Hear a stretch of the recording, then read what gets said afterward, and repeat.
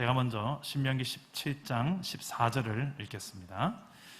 네가 네 하나님 여호와께서 네게 주시는 땅에 이르러 그 땅을 차지하고 거주할 때에 만일 우리도 우리 주위의 모든 민족들 같이 우리 위에 왕을 세워야 하겠다는 생각이 나거든. 반드시 내 하나님 여호와께서 택하신 자를 내 위에 왕으로 세울 것이며 내 위에 왕을 세우려면 내 형제 중에서 한 사람을 할 것이요 내 형제 아닌 타국인을 내 위에 세우지 말 것이며 그는 병마를 많이 두지 말 것이요 병마를 많이 얻으려고 그 백성을 애굽으로 돌아가게 하지 말 것이니 이는 여호와께서 너희에게 이르시기를 너희가 이후에는 그 길로 다시 돌아가지 말 것이라 하셨음이며 그에게 아내를 많이 두어 그의 마음이 미혹되게 하지 말 것이며 자기를 위하여 은금을 많이 쌓지 말 것이니라. 그가 왕위에 오르거든 이 율법서의 등사본을 레위 사람 제사장 앞에서 책에 기록하여 평생에 자기 옆에 두고 읽어 그의 하나님 여호와 경외하기를 배우며 이 율법의 모든 말과 이 규례를 지켜 행할 것이라. 함께 읽겠습니다. 그리하면 그의 마음이 그의 형제 위에 교만하지 아니하고 그 명령에서 떠나 좌로나 우로나 치우치지 아니하리니 이스라엘 중에서 그와 그의 자손이 왕위에 있는 날이 장구하리라. 아멘. 할렐루야. 네, 무더위 속에서도 오늘도 말씀 가운데 하나님 만나는 복된 시간 되기를 축복합니다. 온라인으로 예배하시는 여러분들, 지금 오늘 예배가 힘들어도 여러분들에게 복이라고 생각하십니까? 네. 우리가 이 하나님께서 우리에게 주시는 여러 가지 이 복들이 있는데 이 복에 관한 말씀들을 오늘 여러분과 함께 나누고자 합니다. 이 8월 한 달 동안에 우리 원포인트 한 주제가 있다면 이 복이라는 주제입니다. 도대체 이 복이, 하나님께서 말씀하시는 복이 뭘까? 우리 한국 사람들은 복을 참 좋아하죠. 저도 복을 좋아합니다. 복자가 들어간 것들은 대부분 다 좋아합니다. 먹는 것도 복어를 참 좋아합니다. 과일도 복숭아를 참 좋아합니다. 이런 복, 왠지 그냥 복이 들어있으면 좋을 것 같지 않나요? 우리 한국 사람의 정서라서 그런지. 근데 외국인들도 보니까 God bless you, 서로 축복하고 복을 빌어주는 것들이 상당히 좋은 인사말로 주고받지 않습니까? 우리 그런 의미에서 한번 서로 한번 인사합시다. God bless you. 이게 무슨 뜻인지 아시죠? 하나님께서 당신에게 복 주시기를 원합니다. 근데 도대체 성경에서 과연 이 복을, 어떤 복을 말할까? 하나님께서는 창세기 1장에서도 사람을 지으시고 그들에게 복을 주셨다고 말씀합니다. 그리고 아담과 하와가 그 복을 좀 제대로 누렸으면 좋은데 좀 누리지 못하고 범죄함으로써 그 에덴 동산에 쫓겨나게 되죠. 복을 발로 걷어차게 되어버립니다. 그래서 첫째 아담과 하와가 약간의 이 실패를 경험하고 하나님께서는 새로운 하나님의 나라를 구상해서 아브라함을, 이방 땅에서 아브라함을 부르죠. 그리고 아브라함에게 복을 또 이야기하십니다. 너를 복이 되게 할 것이다. 그냥 너만 복되게 하는 것이 아니라 너로 말미암아서 모든 민족이 복되게 할 것이다. 이 어마무시한 복을 아브라함에게 딱 약속을 해버리시고 그 아브라함의 후손들, 아브라함, 이삭, 야곱, 요셉, 그 아브라함의 후손들을 통하여서 그 하나님의 나라, 즉 이스라엘이라는 그 세상 나라와 다른 차별화되어진 하나님의 나라를 만드시고 그 나라를 통하여 하나님께서 꿈꾸시는 그 하나님의 나라가 도대체 어떤 나라인지를 오늘날 저와 여러분들에게 보여주고 싶어 하셨어요.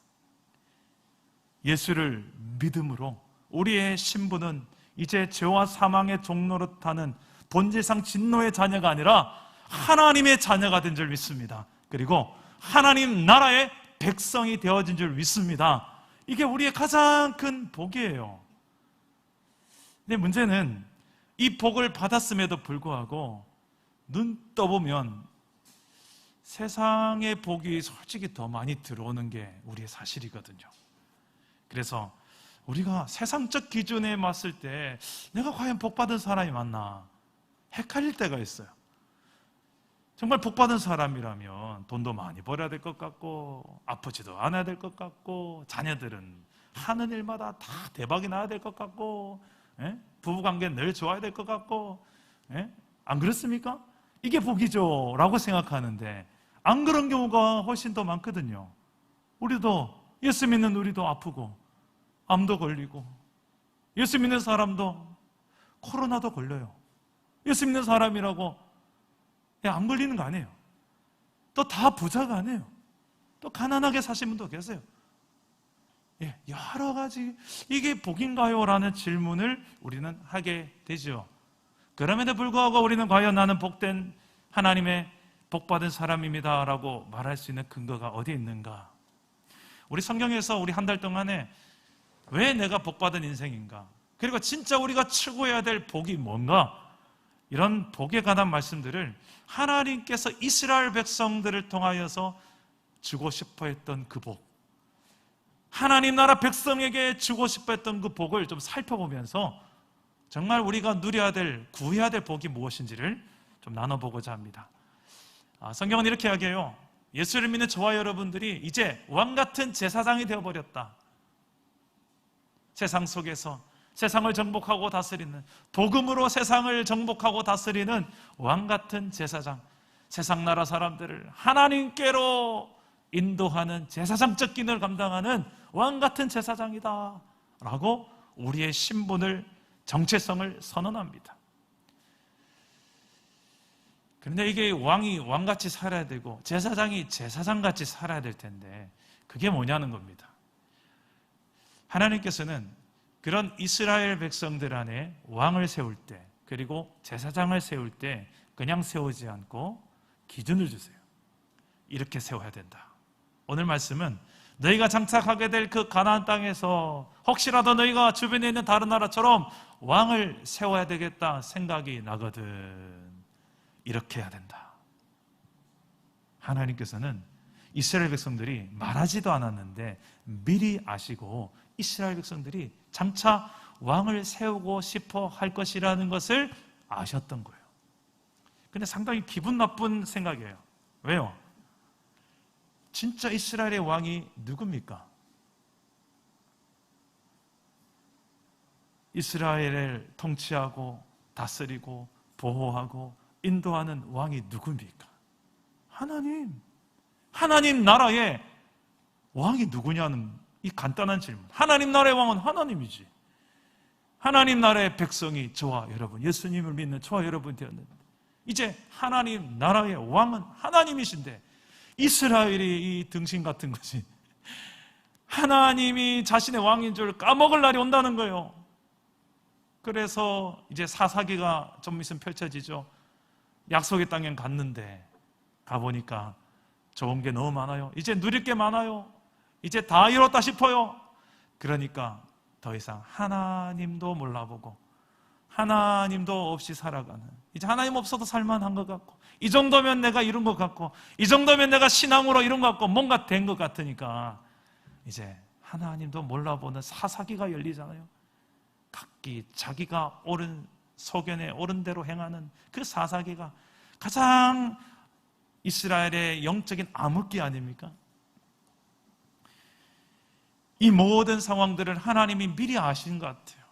그래서 미리 주의점을 주십니다. 너희가 장차 왕을 세우고 싶거든 명심해라. 이렇게 왕을 세워야 내 나라, 하나님의 나라가 이루어진다. 내가 내 나라를 만들고 내 나라 백성에게 복을 주고 싶은데, 그리고 내 나라 백성들을 통하여 모든 민족이 복을 받게 하고 싶은데, 그 복을 제대로 알고 누리려면 너희들이 명심해야 될 것이 있다. 혹시라도 왕을 세우고 싶거든 이렇게 해야 된다. 오늘 말씀의 내용입니다. 오늘 몇 가지 이 하나님의 당부의 말씀 속에서 왕같은 제사장으로 부름받은 우리를 향한, 나를 향한 말씀으로 우리가 받을 수 있기를 바랍니다. 그래서 내가 지금 통치하고 다스려야 될 이 시대, 가정과 일터, 내게 주어진 모든 상황 속에서 정말 내가 어떻게 왕같은 제사장적 기능을 감당하며 복의 통로로 쓰임받는 인생이 되어질까? 오늘 말씀 속에서 찾아보도록 하겠습니다. 첫째로, 우리는 어떻게 하면 복된 인생으로 살 수 있는가? 따라서 해봅시다. 복의 근원은 하나님이시다. 복의 근원은 하나님이시다. 네, 우리 14절과 15절 말씀 우리 한 번만 더 읽어봅시다. 시작. 내가 네가 네 하나님 여호와께서 내게 주시는 땅에 이르러 그 땅을 차지하고 거주할 때 만일 우리도 우리 주위의 모든 민족들 같이 우리 위에 왕을 세워야겠다는 생각이 나거든 반드시 내 하나님 여호와께서 택하신 자를 내 위에 왕으로 세울 것이며 내 위에 왕을 세우려면 내 형제 중에서 한 사람을 할 것이요 내 형제 아닌 타국인을 내 위에 세우지 말 것이며. 아멘. 자, 하나님께서는 장차 왕을 세우려거든 한 가지를 지켜야 될 것이 있다. 그게 뭐냐? 너희가 원하는 왕을 너희가 뽑아서 세우는 게 아니라 내가 선택한 사람을 세워야 된다. 이게 무슨 말일까요? 이스라엘의 전체적인 이 주도권이 너희 사람들이 원하는 대로 가는 것이 아니라 이 나라는 나의 나라다. 설령 왕을 세우더라도 그 왕은 이스라엘의 대리 통치자일 뿐이지 진정한 왕은 누구다? 나다. 이거 잊지 마. 이거 잘못 잊고 착각해서 실패 본 인생 누구예요? 아담과 하와. 에덴에 쫓겨나게 된. 간단한 그 선악과 먹지 마. 그 선만 넘지 마. 근데 기어이 그걸 먹고 마는. 또 한 번 성경에서 여러 번 선악과란 단어로는 안 나오지만 선악과적 의미가 등장하는데 딱 그거 아니에요? 이 선 넘지 마라. 내가 너를 나 닮은 너무 기가 막힌 인격적 존재로 만들었지만 착각하지 마. 너는 하나님은 아니야. 하나님처럼 기가 막히게 만들었지만 하나님은 아니야. 착각하지 마. 교만하지 마. 그 하나님이 주시는 그 메시지 안에서, 기준 안에서 너희가 사람을 세워야 된다라는 것입니다. 교회는 어떤 사람을 세워야 됩니까? 결국 이 하나님의 주권을 인정할 줄 아는 사람들이 세워져 가야 됩니다. 리더십들로. 내가 주인 행사하려는 사람이 교회의 주도권, 기득권을 잡게 되면 교회가 누구의 나라가 되겠습니까? 그렇죠. 그 사람의 나라가, 그 사람의 왕국이 되겠죠. 꼭 그거를 좀 좌지우지 흔드는 거 즐기는 분들이 꼭 계셔요. 기준을 정해가지고 요거 어기면 안 돼 하면서 요거를 기어이. 근데 이걸 가만히 생각해 보면 정말 하나님께서 원하실 듯하고 합할 때도 있지만 아닌데 이런 경우도 참 많다는 거예요. 정말 좋은 믿음이 어떤 믿음일까? 그 첫 번째가 뭐냐면 하나님의 주권을 제대로 인정해내는 믿음이라는 거예요. 내 삶의 모든 영역에 있어서 내 삶에 있어서 하나님이 왕이시고 주인이라고 여기며 인정하는 삶이 복이라고 여겨지십니까? 아니면 되게 거추장스럽고 좀 불편하고 내가 좀 왕노릇하며 살고 싶고 그게 오히려 복 아닌가요? 그게 좀 폼나 보이고 사람들이 더 알아줄 것 같고 교회도 그렇고 가정도 그렇고 내가 드러나야지. 그게 진짜 복인 것처럼 보이지만 아니라는 거예요. 그 길을 걷게 되면 결국 나 중심으로 걷게 되면 하나님을 제끼고 나 중심으로 걷게 되면 그 결과가 무엇입니까? 성경의 여러 역사를 통해서 이야기하는 결국은 죄와 사망의 결국으로 가게 되는 거예요. 하나님의 그 주권 앞에서 나는 순종하는 신앙입니까? 아니면 내 뜻에 하나님의 뜻을 기어이 끼워 맞춰서 이거 아니면 하나님 어림없습니다 하는 신앙입니까? 가끔씩 성도들 너무 중요한 결정을 할 때 있습니다. 목사님 할 말이 있습니다. 찾아와요. 그러면 무슨 이야기입니까? 라고 중대한 결정을 또 이야기 내려서 오시는 분들이 한 번씩 계세요. 근데 이분이 정말 기도 많이 하셔서 고민 많이 하셔서 하나님의 뜻 가운데 내린 결정도 있지만 때로는 이거 아닌데 싶은 게 있어요. 목회자 관점에 있어서는 그럴 때가 있을 수 있죠. 그럴 때는 성도님 조금만 더 기도해 보시면 어떨까요? 한 일주일만 더 기도해 봅시다. 이럴 때가 종종 있어요. 그러면 대부분 다 이제 한 주간 더 기도하고 나면 좀 뜻이 바뀌게 되는 경우는 거의 없습니다. 그 뜻대로 그냥 진행하는 경우가 대부분이죠. 그만큼 좀 확고하게 오는데 목회자 관점에 있어서는 아닐 때가 상당히 많을 때가 있어요.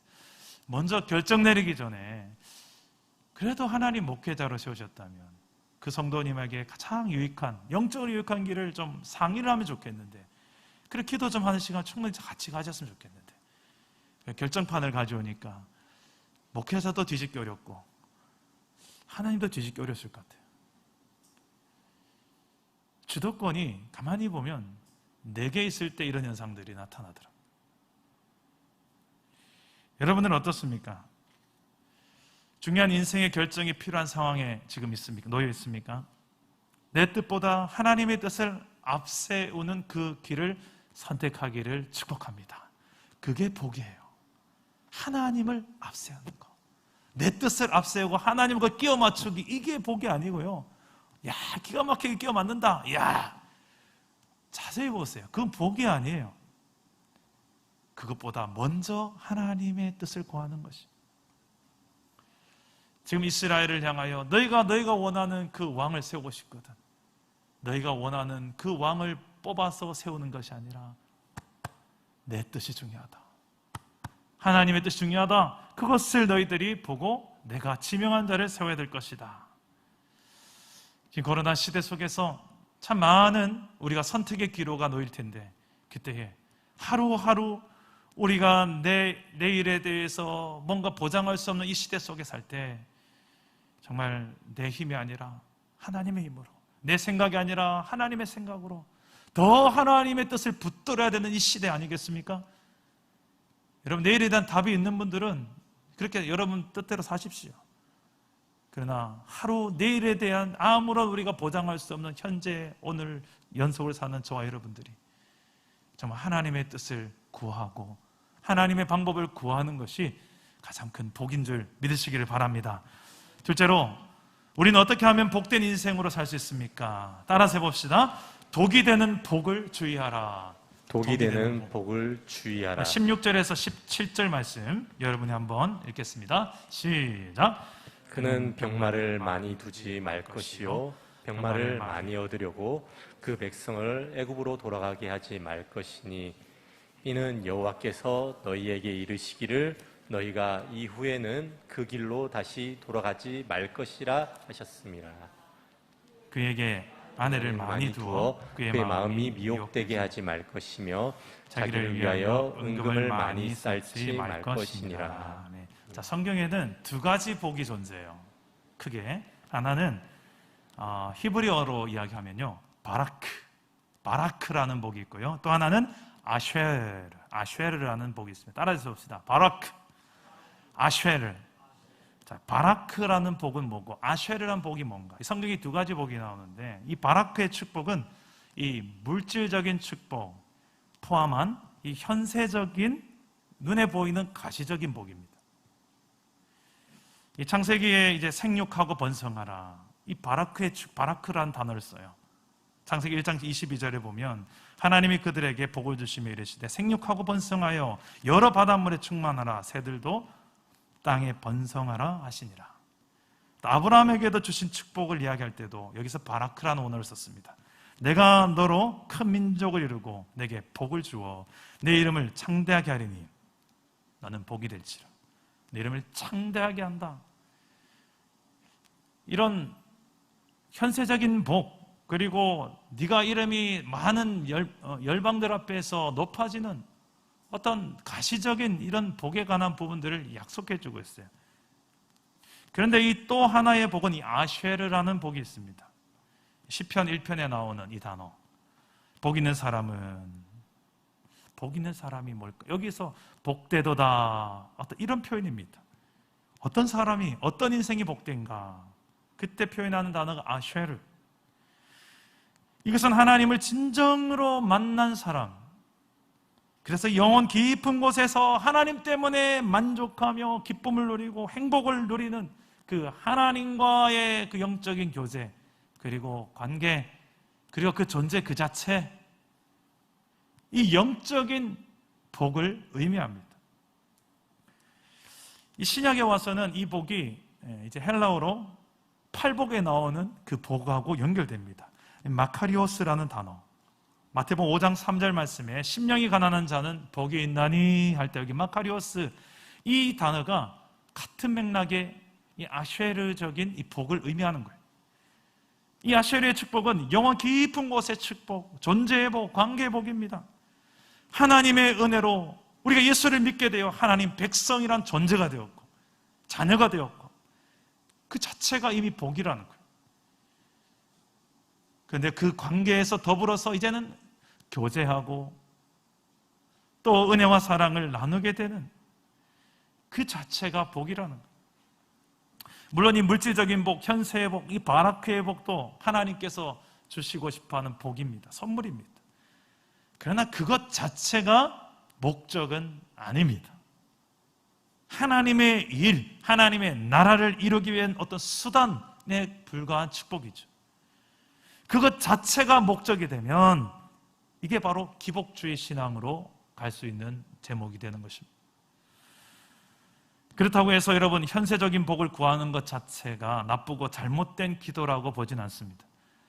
중요한 것은 더 중요한 목적이 되는 이 아쉐르의 복을 보지 못하는 것, 이 바라크의 복 때문에 아쉐르의 복을 보지 못하게 되는, 나는 눈앞에 현세적인 복만 보이고 영적인 행복, 복에 대해서는 관심 없고 이것만 구할 때, 기복주의 신앙으로 갈 때, 복 자체가 하나님이 될 때 이게 문제라는 거예요. 이걸 기복신앙이라고 하잖아요. 복이 우상이 되는 거예요. 복이 아니고 복이 독이 되는 거예요. 근데 그 독을 뭐가 계속 구하고 있어요. 발음을 잘 하셔야 됩니다. 복 주세요, 복 주세요 하는데 가만히 보니 복이 아니고 독을 달라고 하고 있는 거예요. 독 주세요, 독. 누구한테는 복이 되고 누구한테는 독이 됩니다. 똑같은 건데 왜 그럴까요? 이 아쉐르적인 하나님과 영적인 교제, 영적인 진짜 영원한 복을 보지 못한 상태에서 그 현세적이고 물질적이고 만져지고 눈으로 보이는 이것만을 구하는 이 상태, 이 기복주의, 이게 나는 잘된 것이다. 이 정도 집을 갖추고 살고, 이 정도 자동차 몰고 다니고, 이 정도 이제 노후연금 준비해 놓고 이 정도 가졌으면 복받은 인생이지. 아니요, 아닐 수 있습니다.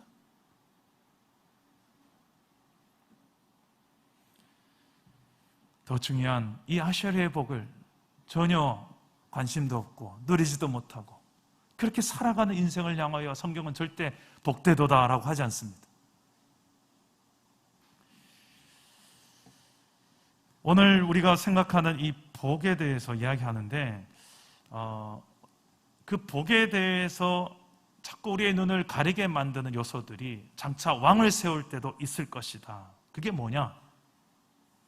이스라엘의 왕은 많은 병거를 두지 마라. 그리고 많은 아내를 두지 마라. 많은 재물을 취하려 가지 마라. 이렇게 명령한 이유가 뭘까요? 이것도 좋은 현세적 복 아닙니까? 이스라엘 백성에 하나님 주고 싶었던 이 바라크성 복이잖아요. 근데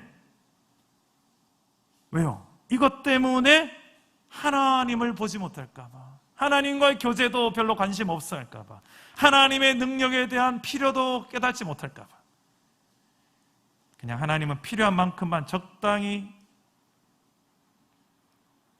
그냥 그렇게 타협하며 살고 싶어 할까 봐. 이 표현에서 보면 반복되는 단어가 있어요. 많다라는 표현, 많다. 병거를 많이 두지 마라, 아내를 많이 두지 마라, 재물을 많이 두지 마라. 이 많다라는 표현이 도대체 어느 정도가 많은 걸까요? 자, 우리 사랑담원교회 성도님들 돈 좀 있으십니까? 자, 돈이 어느 정도 되면 많은 걸까요? 한 10억 정도 있으면 많은 겁니까? 한 1,000억 가진 분한테는 10억 많은 돈 아니에요. 근데 1억도 없는 사람한테서는 10억은 어마무시한 돈입니다. 그죠? 다 상대적이에요. 그럼 도대체 뭐가 많은 거예요? 많은 기준이, 좀 액수를 정확하게 이야기하시지. 하나님도 참 헷갈리게 하시잖아. 그죠? 아내 몇 명이 많은 겁니까? 군사력 어느 정도 우리가 군사력을 갖추면 미국도 중국도 넘보지 못할 만한 군사력을, 많은 군사력을 갖춘 것이 되는 것입니까? 하나님도 의지하지 않을 만큼 강한 군사력을 가졌다고 볼 수 있겠어요. 많다라는 기준이 도대체 뭐죠? 제가 이 아이들과 어릴 때 시소를 자주 탔습니다. 시소 놀이터에 시소 타보셨죠? 이렇게 하는 거. 제가 한쪽에 앉고 무거우니까 반대쪽에는 은석이와 다혜 두 명이 함께 앉습니다. 자, 어느 쪽으로 내려갈까요? 그래도 자, 지금 제 몸무게를 계산하시는 분 계신데 당연히 저쪽으로 내려오더라고요. 둘이 앉아도 제가 더 무거운 거예요. 참, 이게 무엇을 말합니까? 마치 이 시소와 같은 것 같아요. 어느 쪽에 내가 더 사랑과 신뢰를 가지고 있는가? 하나님인가 물질인가? 하나님과 군사력인가? 하나님인가 내가 즐기는 어떤 즐거움인가? 아니면 자랑하고 싶은 명예인가? 아내를 많이 둔다는 것은 고대에 자신의 힘을 과시하고 재산이 많다는 것을 과시하는 표현 중에도 하나였어요. 이스라엘 백성들에게 하나님께서 그것을 명령하신 적은 없습니다. 허용은 하셨어요. 그러나 그것을 하나님 기뻐하진 않으셨어요. 이 많다라는 것이 어떤 사람에게 있어서는 돈 10,000원만 줘도 그 10,000원 때문에 타락하는 인생이 있습니다. 어떤 사람에게는 1,000,000원을 줘도 그 1,000,000원을 가지고 있어도 타락하지 않은 인생이 있어요. 자, 도대체 돈이 많은 게 어떤 겁니까? 지금 헷갈리게 하나요, 제가? 그렇죠. 하나님을 신뢰하지 못하게 만들고 하나님을 사랑하지 못하게 만드는 그 기준이 여러분에게 얼마냐는 거예요.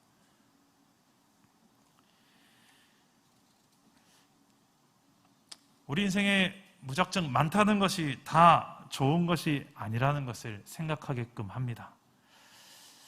지혜의 서신이라고 하죠. 잠언서에 보면 한 기도가 나오는데 아굴의 기도란 아굴, 이 잠언서 30장 8절에서 9절 나오는데 이 기도 속에 이런 지혜가 있어요. 우리 한번 8절과 9절 말씀을 함께 읽어봅시다. 시작. 나는 가난하게도 마옵시고 부하게도 마옵시고 오직 필요한 양식으로 나를 먹이시옵소서. 혹 내가 배불러서 하나님을 모른다 여호와가 누구냐 할까 하오며 혹 내가 가난하여 도둑질하고 내 하나님의 이름을 욕되게 할까 두려워함이니이다. 하나님은 우리가 재물에 가려져서 하나님을 보지 못하게 되고 하나님의 이름을 욕되게 할까, 이게 두렵다는, 그래서 오직 필요한 양식으로 만족할 수 있는 것이 지혜다라는 것을 지금 이 아굴은 알았던 것 같아요. 그렇게 물질의 많고 적음 때문에 하나님을 의지하고 신뢰하고 감사하는 마음이 흔들리지 않는 것, 이게 참 지혜가 아닌가. 이 잠언서에 기록되어진 아굴의 기도를 통해서 볼 수 있는 지혜입니다. 물론 이 믿음 좋은 부자가 있습니다.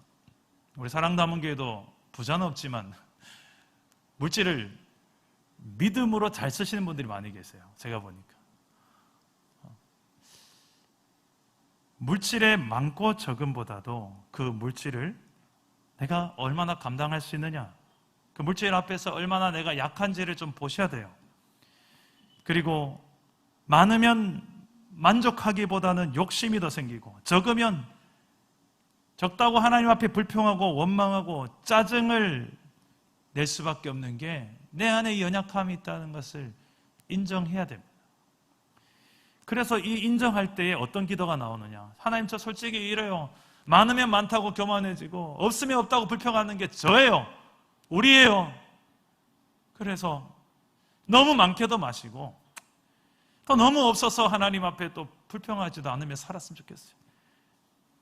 어떻게 보면 참 소극적인 기도고, 그죠? 좀 위축된 기도로 할 수 있지만 왜 잠언서에 이것이 기록되어 있을까? 어떻게 보면 참 지혜로운 기도가 아닌가라는 생각을 하게 됩니다. 하나님께서, 예수님께서 우리에게 주셨던 주기도문, 주의 기도 속에도 보면 일용할 양식을 주옵시고, 이왕이면 좀 풍족한 양식을 주옵시고, 그래서 나누게 하시고 이러면 좋을 텐데 왜 하필 일용할 양식일까? 하나님 되게 쫀쫀하시네, 팍 쓰시지. 이런 생각을 할 때가 있었어요, 제가. 그런데 가만히 보니까 이게 지혜인 것 같아요. 이게 지혜예요. 우리가 얼마나 연약한지를 알면 이게 지혜로 보여요. 그리고 물질의 힘이 생각보다 만만치 않게 크다는 것을 알면 이게 지혜라는 것을 알게 됩니다. 사실 우리 경험을 뒤돌아보면 하나님을 향한 사랑이 없어서가 문제가 아니에요. 하나님을 의지하지 않아서가 문제가 아닙니다. 문제는 하나님보다 더 내가 좋아하고 사랑하고 즐기는 것들이 있기 때문에. 하나님은 사랑해요. 근데 하나님보다 더 알고 보니 내가 즐기는 게 있는 거예요. 더 사랑하는 게 있는 거예요. 더 의지하는 게 있는 거예요. 그러면서 이야기하면 나 하나님 사랑하는데요. 하나님 의지하는데요. 그래, 누가 뭐라 하냐? 근데 이건 뭐냐? 그게 바로 우상이라는 것입니다. 찬양 속에 이런 가사가 있습니다. 내가 주인 삼은 모든 것 내려놓고 내 주 대신 주 앞에 나가 내가 사랑했던 모든 것 내려놓고 주님만 사랑해. 주님보다 더 의지하고 사랑하는 것이 없는 그 주님을 더 많이 사랑하고 의지하는 참으로 복된 예배자 되기를 축복합니다. 현세적인 복들에 가려서 영원한 복을 보지 못하는 일이 없도록 복이 독이 되지 않도록 주를 향한 내 마음을 잘 지키는 참으로 복된 성도가 저와 여러분 될 수 있기를 주 예수 이름으로 축복합니다. 마지막으로 우리는 어떻게 하면 복된 인생으로 살아갈 수 있을까요? 함께 이야기해 봅시다. 성경을 가까이 하라. 성경을 가까이 하라. 18절과 19절 말씀을 여러분이 한번 읽으시겠습니까? 시작. 그가 왕위에 오르거든 이 율법서의 등사본을 레위 사람 제사장 앞에서 책에 기록하여 평생에 자기 옆에 두고 읽어 그의 하나님 여호와를 경외하기를 배우며 이 율법의 모든 말과 이 규례를 지켜 행할 것이라. 아멘. 자, 왕을 세울 때 하지 말 것과 해야 될 것이 있는데 해야 될 것, 그 중에 가장 중요한 것이 이것입니다. 말씀을 가까이 하라. 그 왕은 말씀을 가까이 해야 된다. 그 말씀을 가까이 하여서 하나님을 경외하기를 배우기 때문에 그 말씀을 가까이 하면서 그것을 지켜 행하는 것을 왕에게 요구하십니다. 자, 이제 예수를 믿음으로 왕 같은 제사장이 된 저와 여러분들에게도 오늘 동일한 요구를 하나님은 하십니다. 김 지사님에게만 요구하시고 박 집사님에게 요구 안 하는 그런 말씀이 아닙니다. 하나님은 예수를 믿음으로 하나님 백성된 저와 여러분 모든 자녀에게 동일한 요구 지금도 하고 계십니다. 그렇다면 질문합니다. 여러분 한 주간의 삶을 뒤돌아봤을 때 정말 성경 말씀을 가까이 하십니까? 아니면 내 삶에 돈을 더 가까이 하십니까? 성경을 가까이 하십니까? 세상의 그 즐거움들을 더 즐기며 가까이 하는 것 같습니까? 오늘은 무엇을 먹을까? 무엇을 입을까? 무엇을 즐길까? 이 고민은 하면서도 오늘 나는 어떤 성경을 읽을까? 큐티를 할까? 언제 큐티를 할까? 어디서 할까? 가정 예배는 어떻게 드리지 이번 주에? 새벽 예배는 이번 주에 몇 번을 나갈까? 어떻게 나갈까? 이러면 좋은데 그냥 주일 예배 한 번이면 족하지 뭐. 주일 예배 한 번이 어디야? 내 삶에 있어서 이렇게 바쁘고 힘든데 주님도 이해하실 거야. 난 피곤해, 힘들어. 주님 이해하시죠? 하고 후탁 예배자로 전락합니다. 이 후탁 예배자가 뭔지 아시죠? 일주일 내내 성경을 거실에 있는 TV 옆에다가 딱 두고 전혀 한 번도 안 열어보다가 이제 주일 예배 시간 되면 이제 딱 꺼내서 먼지를 후 불고 탁 털어서 들고 오시는 후탁 예배자. 근데 요즘은 이제 거실에도 안 둔대요. 그냥 자동차의 트렁크에다가 이제 일주일 내내 안 보겠다는 거죠. 그냥 성경책 트렁크에 던져놓고 아니면 뒷좌석에 저 뒤에 던져놓고 아이고 주일이네. 성경책 어디 있더라. 그렇지. 저기 자동차 자가용 뒤에 승용차 뒤에 있겠지. 봤는데 없어요. 어디 갔지? 그날은 또 특별하게 또 집에 한번 실수로 갖다 놓은 적이 또 성경책 안 들고 예배 와서 또 그런 경우도. 그만큼 이 말씀과 가까이 한다는 내 삶이 전혀 찾아보기 힘든 혹시 이게 내 모습은 아닙니까? 왜 하나님 우리에게 이토록 말씀을 가까이 하며 살기를 원하실까요? 그래야 우리의 마음이 세상 속에서 교만해지지도 않고 유혹에도 빠지지 않는, 좌로나 우로나 치우치지 않고 감정에 너를 띄지 않고 살아갈 수 있기 때문에. 우리 다 같이 20절 말씀, 오늘 말씀의 결론입니다. 우리 함께 20절 말씀을 읽겠습니다. 시작. 그리하면 그의 마음이 그의 형제 위에 교만하지 아니하고 이 명령에서 떠나 좌로나 우로나 치우치지 아니하리니 이스라엘 중에서 그와 그의 자손이 왕위에 있는 날이 장구하리라. 아멘. 아멘. 자, 교만하지 아니하고 하는데 그 앞에 누구 위에? 그의 형제 위에.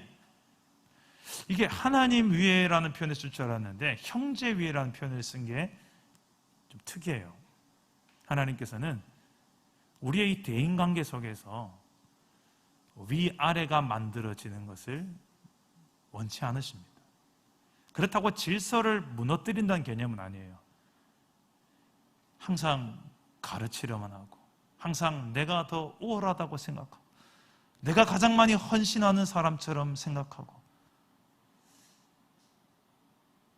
그런 공로주의와 그런 자신이 항상 오일하고 생각하는 이것을 교만으로 하나님은 보신다는 거예요.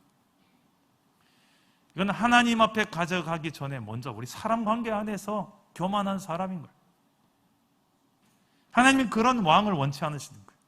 왕이 그렇게 사람들 사이에 있어서 내가 이 정도 되니까 왕이 됐지, 이거 원치 않으시는 거예요. 그래서 교만해지지 않고 좌우로 치우치지 않을 수 있는 그런 왕이 될 것을 말씀하기 위해서 이렇게 네가 가까이 해야 될 것은 말씀이다. 그래야 하나님을 알고 하나님을 두려워할 줄도 알고 경외할 줄 알고 그리고 하나님 말씀대로 네가 지켜 사는 삶을 살아낼 수 있기 때문이다. 하나님 나라의 왕은 외교 전술이나 인재 등용, 효과적인 이 조직 운영 이런 것보다도 더 중요한 것이 바로 이 하나님의 말씀을 가까이 하는 것이었습니다. 그래서 훗날의 가나안 정복을 앞두고 있었던 이 여호수아라는 리더십에게도 동일한 말씀으로 말씀하셨잖아요. 여호수아서 1장 7절에 8절 말씀 한번 봅시다. 똑같은 내용을 반복하는 내용 같아요. 우리 한번 읽어봅시다. 시작.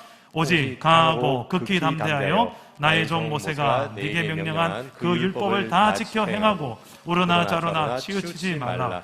그리하면 어디로 가든지 형통하리니 이 율법책을 내 입에서 떠나지 말게 하며 주야로 그것을 묵상하여 그 안에 기록된 대로 다 지켜 행하라. 그리하면 내 길이 평탄하게 될 것이며 내가 형통하리라. 아멘.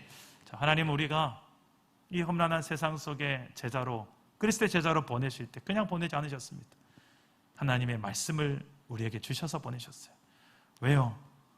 그 말씀이 세상 사람들에게 필요해서 준 것도 있지만 그 말씀이 있어야 우리가 제대로 정체성이 흔들리지 않고 무너지지 않기 때문입니다. 교만해지지도 않기 때문입니다.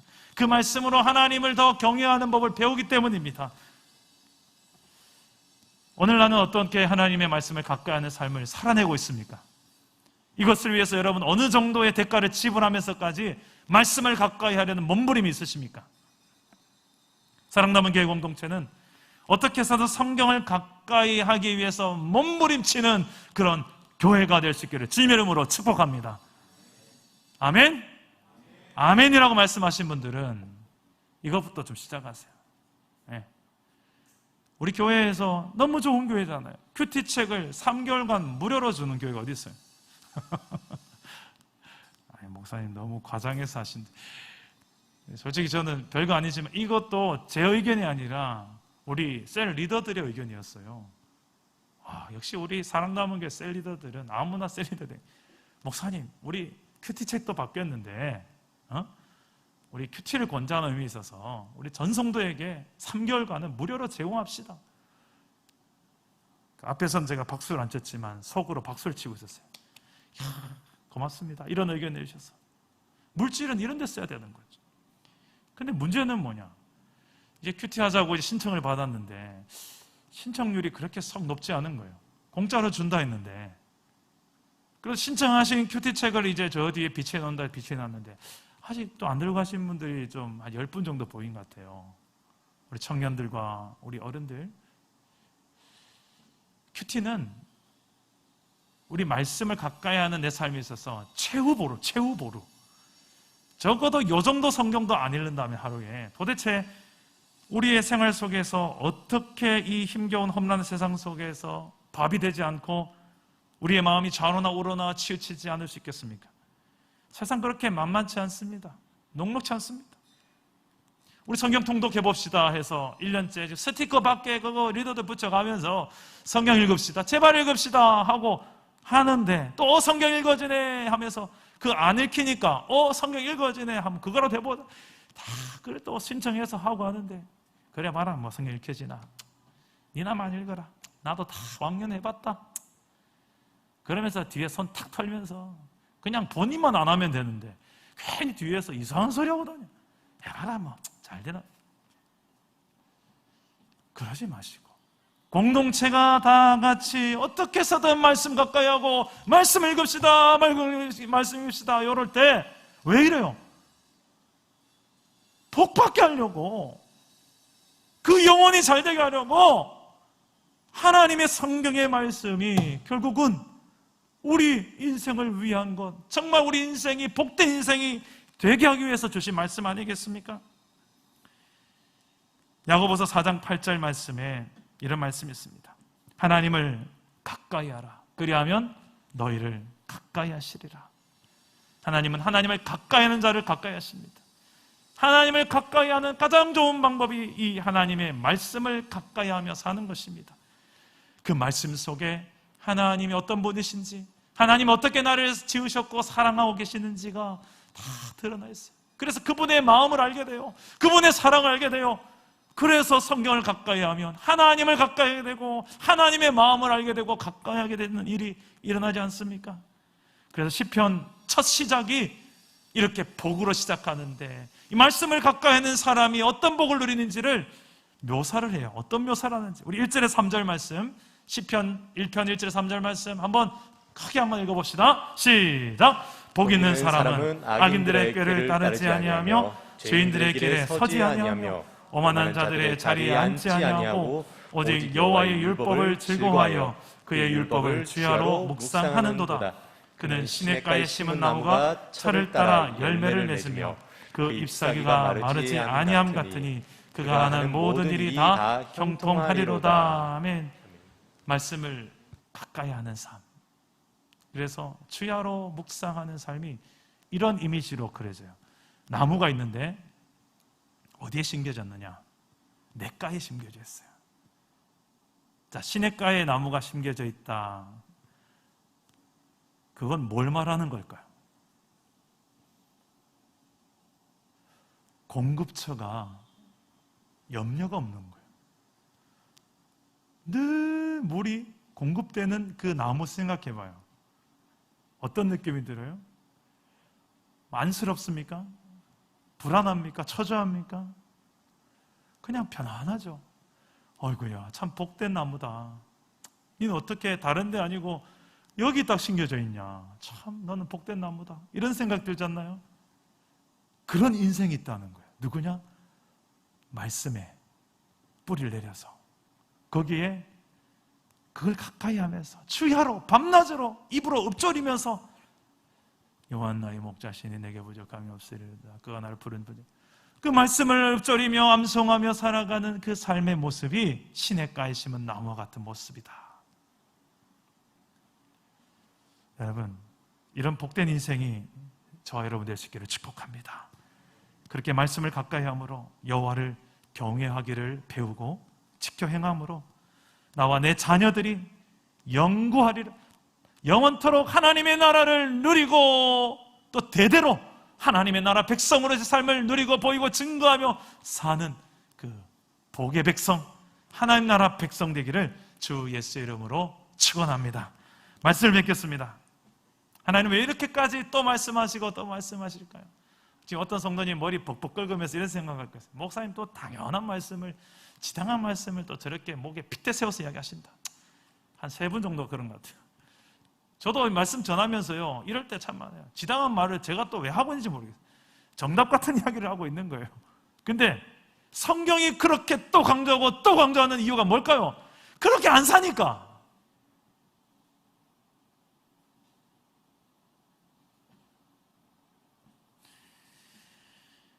세상이 그렇게 만만치 않습니다. 우리가 지금 예배당 문만 나가면 말씀보다 더 좋은 게, 말씀보다 더 내 마음을 만족시킬 만한 게 얼마나 많습니까?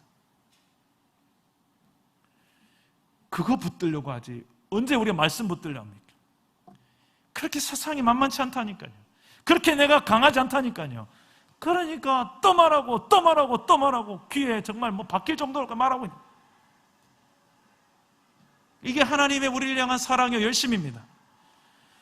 오늘 이 말씀 붙들고 우리 한 주간의 삶 속에서 한번 이렇게 한번 살아봅시다. 하나님보다 내가 더 즐기고 사랑했던 것들, 의지할 만했던 것들, 좀 한 주간 동안은 좀 금식 아닌 이런 금식도 해봅시다. 좀 내려놔 봅시다. 그리고 주도권을 내가 내 뜻이 아니라 하나님의 뜻에 좀 넘겨봅시다. 하나님의 생각 도대체 뭐예요? 그래서 말씀을 펼치고 하나님을 경외하기를 거기서 배우고 그 말씀대로 지켜 행할 때 너와 네 자손이, 그 왕권이, 하나님 나라를 누리며 살아가는 너의 삶이 가정과 일터에서 영원토록 계속될 것이다. 이 복의 주인공이 저는 우리 사랑담은 교회 성도가 되어지기를 주 예수의 이름으로 축원합니다.